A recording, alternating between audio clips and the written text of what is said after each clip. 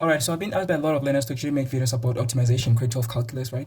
So yeah, I'm gonna be at a service regarding that. So they've asked me to make videos about optimization and explain how we tackle this type of questions. So I had no choice but to be at a service regarding that because I always make sure that I deliver for my learners, right?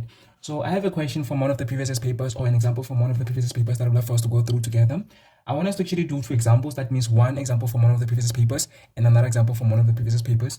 And that's going to be the end of the video. And then we'll do other examples in the videos that will follow as well. So the first example that I had was question 10 from one of the previous papers. And it had said, the total cost of producing X cell phones per day is given by T is equal to 1 over 5x squared plus 15x plus 10 rand. And each cell phone is sold for a price of 47 minus 1 over x rand. So we've been provided with the total cost of the cell phones that were made per day and the price of each cell phone. So the T represents the total cost. So we have the T, which is the total cost, and they say that it is 1 over 5 x squared plus 15x plus 10.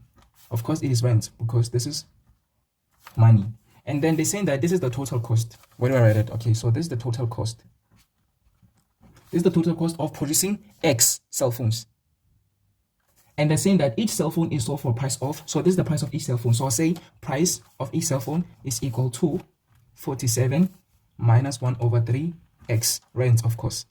So this is the price of each cell phone. So I'll say one cell phone, each cell phone. All right. So remember what they said? They said this is the total cost. This is the total cost of producing X number of cell phones. So that means that X represents each cell phone. So you have X number of cell phones. That means each cell phone is represented by X. So that means each cell phone is equal to X.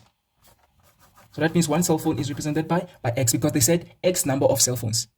So there is X number of cell phones. That means one cell phone is 1X. One cell phone is 1X, two cell phones is 2X, and so on. So we have X number of cell phones. So this is the information that we're being given, and we're going to apply optimization. That means we're going to find the minimum or the maximum values. All right, now let's get into the question. So the first question, which is 10.1, says, determine an expression for money raised from the sale of X cell phones. So we have X number of cell phones. So what is going to be the total money raised? Not the total cost, the total money raised. So you're going to sell a certain number of cell phones. Because one cell phone is represented by X, then we're going to say X multiplied by the price of each cell phone. So we have X number of cell phones.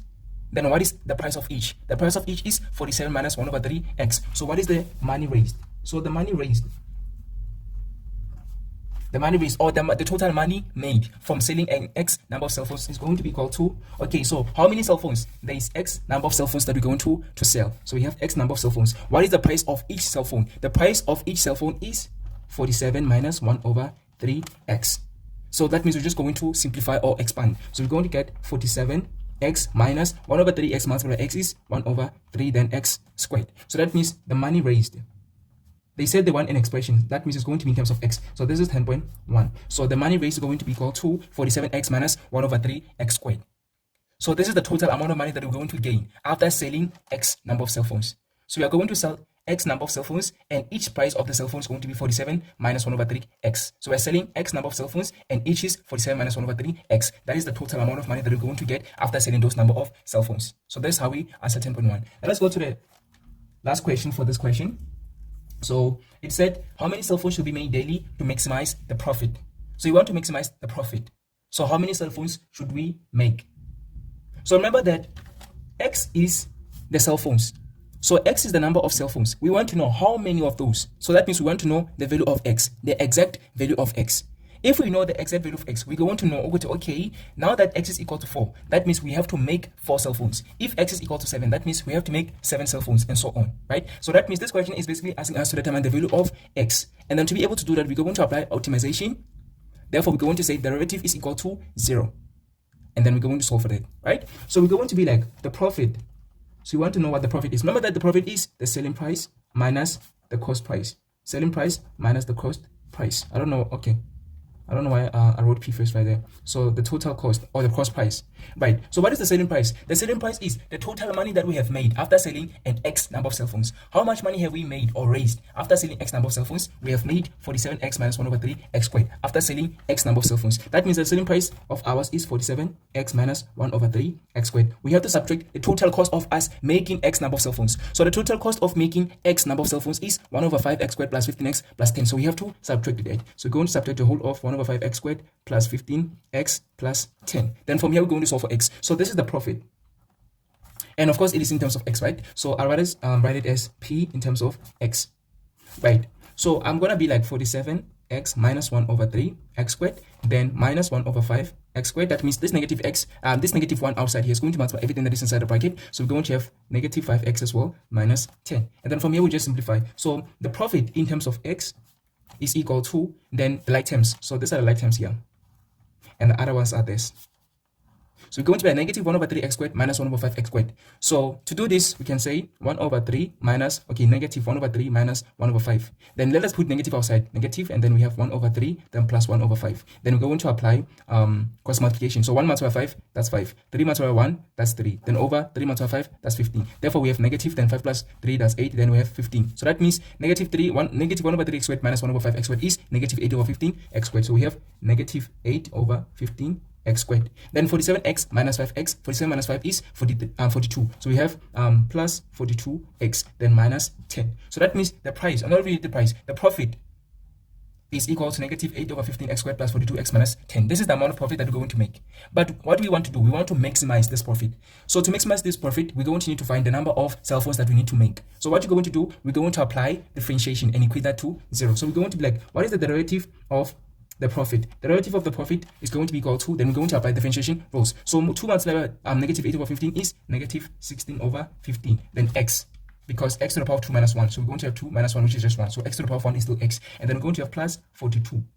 Because this is 1 multiplied by 42 is 42, x to the power of 1 minus 1. So we're going to have x to the power of 0, which is just 1. And 1 multiplied by 42 is just 42. Then we're going to equate this to 0, and then we're going to solve for x. So we're going to have negative 16 over 15, then x plus 42. So let us take 16 over 15x to the left hand side. It's going to become positive. So 16 over 15x is equal to 42. And then what we're going to do is multiply both sides by 15 over 16.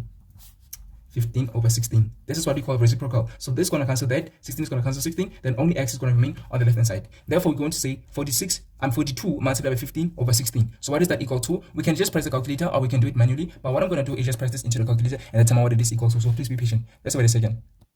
After pressing this into the calculator, I get x to be equal to 39.375. So because they want the number of cell phones, the maximum number of cell phones, so we're going to say 40. Because there is 39.375. So this 0.375 here tells us that there is one more cell phone that we need to sell. But we're going to have to sell it at a lower price than the one that we're usually going to sell the other phones with. So that means the total number of cell phones that we gotta sell is, or the total number of cell phones that we gotta make is 40. So that means we must make 40 cell phones. We must make 40 cell phones. Because if we make 39, we're not going to maximize the profit, because we're still going to have 0.375 to make.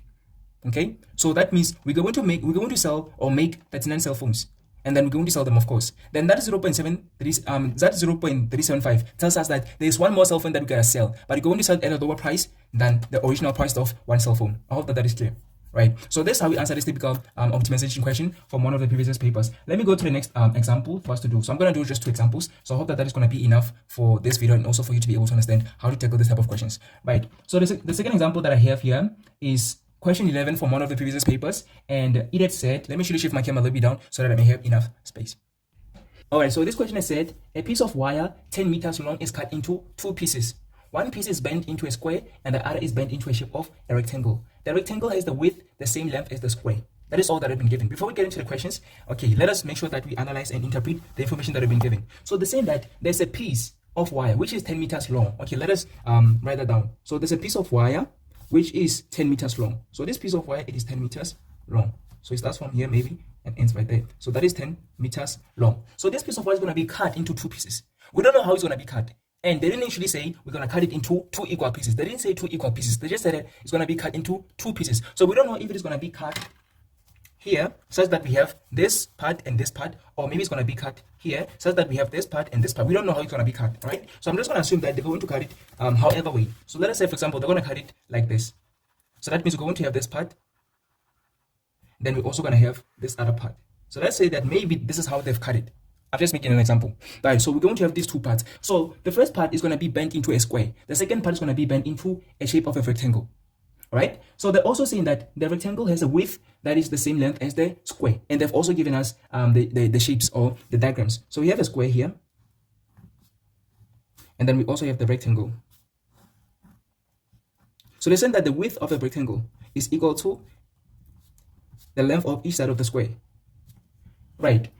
That's all that we've been given. We have not been given anything else because since we do not know how this piece of wire is going to be cut, then there's no information that we have that is enough for us to calculate anything at all. So we need more information. So let us get into the question and see what they want and how we can actually calculate anything at all. So 11.1 says the length of the wire used to make the square is x meters. Okay, so that is something. So they're saying that the length of wire used to make the square is x meters. So let us say that, for example, this small part here, it is utilized to make the square. Right? So they're saying that the length of the wire used to make the square is x meters. That means here we have x meters. This is the length of the wire that is going to make the square. What is going to be the length of the wire that is going to make the rectangle? It is going to be the total, which is 10, minus the side, minus the length that is going to be utilized to make the square. That means 10 minus x. So that means the total for square, the total length of square. That means the total perimeter or the total length of square. The total perimeter of the square is equal to x. Then what is the total perimeter? Total perimeter of the rectangle. The total perimeter of the rectangle is going to be equal to 10 minus x. We know that the total of the square, the total perimeter of the square plus the total perimeter of the rectangle is equal to 10 meters. But we know that x is the length of the square. So it's going to be the length of the total square. So that is going to be the total perimeter of the square. Then the total perimeter of the rectangle is going to be 10, which is the total minus the x. I hope that is clear. Right, now that we have the perimeter of the square and the perimeter of the rectangle, we can actually do something even before we get into the questions. But what they're saying is write down in terms of x the length of the side of the square. So we know that all sides of the square are equal in length. So since this is the total perimeter, we're just going to divide it by 4 because each side of the square has the same length. So if this is the total length, we're just going to divide it by 4 to get the side of each, the length of each side. So I hope that is clear. Let us get into answering this question. So we're going to be like the length of each side of square. So length of square, length of side of square, length of side of square is equal to x divided by 4, or we can just say 1 over 4x because the total is x. So we have 1 over 4x here, we have 1 over 4x here, 1 over 4x here, and 1 over 4x here. So when you add all of these 1/4 x's, then going to get 1x, which is the total length of the square. I hope that is clear. So that's how we answer 11.1. What about 11.2? 11.2 says, show that the sum of the areas of the square and the rectangle is given by s is equal to, s is the sum, s is equal to negative 1 over 8x squared plus 5 over 4x. Before we get into answering this question, we have to determine the area of this rectangle. So we know that, okay, the total length of the square is x, and the side of each, the length of each side of the square is 1 over 4x. Since each length of the square is equal to the width of the rectangle, that means the width of the rectangle is also going to be 1 over 4x, 1 over 4x. But we know the total perimeter of the rectangle. So since we know the total perimeter of the rectangle, we can actually calculate the other side of the rectangle. How? We're going to be like, okay, 10 minus x is the total perimeter. If we minus the two sides or the two width of the rectangle, we can actually determine the other two remaining sides of the square, of the rectangle. And then because they are the same, because remember that opposite sides of a rectangle are equal in length. So because they're the same, we're just going to divide that by 2. What I mean is, we're going to say the total perimeter is equal to 2 length plus 2 width or breadth, right? So the other way in which we can actually express that is total perimeter of a rectangle is equal to 2 into length plus the width, like we have in this example. Let me actually shift it a little bit to the left so that you can be able to see. All right, that's perfect. All right, so it is 2 into length plus width, right? So total perimeter is 10 minus x. So we're going to that 2 into length is what we do not know. We don't know the length, right? So this is what we do not know. We don't know the length. We know the width, which is 1 over 4x, because it is the same as the length of each side of the square. So we know that the length of the width is 1 over 4x. So we're going to solve for the length. So what you're going to do first is maybe divide by 2 on both sides. So divide by 2 on both sides. So this 2 cancels this 2. And we're going to have 10 minus x over 2, which is equal to length plus 1 over 4x. So since we're looking for the length, we're going to minus 1 over 4x on both sides. So we're going to say 10 minus x over 2 minus 1 over 4x is equal to the length. Therefore, the length of the length of the other sides of the rectangle are 10 minus x over 2 minus 1 over 4x. That means here we have 10 minus, minus x over 2 minus 1 over 4x. So this is the length of the other sides, or the longer sides of the rectangle. Now that we have the length and the width, we can calculate the area. We can calculate the area of this rectangle.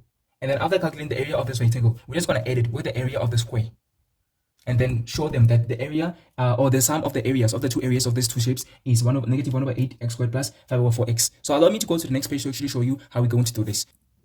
Alright, so this is what we have done so far, and this is all the information that we have discovered so far. Now we are trying to answer 11.2, right? So we said that we have the length of each side of the square, and we have the length of each side of the rectangle after we've actually determined it, right? So now we're going to prove to them that the sum of the two shapes is equal to that they want us to prove, right? So we're going to first calculate the area of the square. So let us calculate the area of the square. So area of square is equal to side squared. So we're going to square each side, and then we're going to be like each side is 1 over 4x. So if we square that, that means the area of the square is going to be equal to 1 over 16x squared, because 1 squared is 1, 4 squared is 16, x squared is x squared, right? So this is the area of the square. What about the area of the rectangle? So let me shift that a little bit to the left so that I may write the area of the rectangle here. So the area of the rectangle is going to be equal to length multiplied by the width. So this is the length here, 10 minus x over 2 minus 1 over 4x, and the width is 1 over 4x, which is equal to the length of each side of the square. So we're going to be like area of the rectangle. So I'm just going to be like area of rec, because I don't have enough space, is equal to length is equal to, okay, let me start with the width. So I'm going to be like width, which is 1 over 4x multiplied by the length.